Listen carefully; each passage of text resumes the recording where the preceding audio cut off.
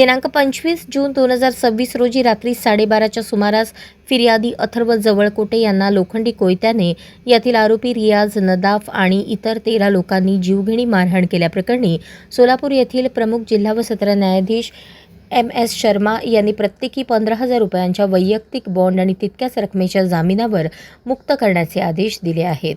यातील फिर्यादी हा 25 जून 2026 रोजी त्याचा मित्र महादेव व शुभम असे बिग बाजार 7 रस्ता सोलापूर येथे चहा पिण्यास त्यांची होंडा सिटी कार क्रमांक MH06 BM 2200 ने आले होते.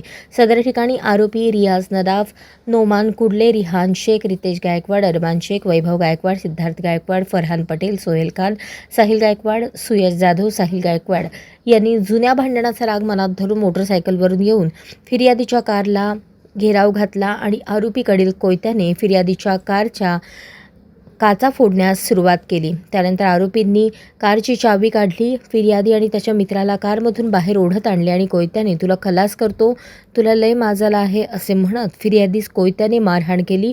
तसेच फिर्यादीचा मित्र महादेव हा भांडण सोडवण्यासाठी आला असता त्याला देखील ढकलून लावले.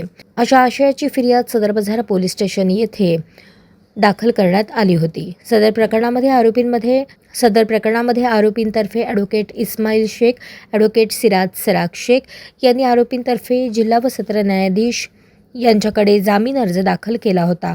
सदर प्रकरणात आरोपीतर्फे ॲडव्होकेट इस्माईल शेख, ॲडव्होकेट सिराज रजाक शेख यांचा युक्तिवाद ग्राह्य धरून प्रमुख जिल्हा व सत्र न्यायाधीश MS शर्मा यांनी आरोपींची जामिनावर मुक्तता केली.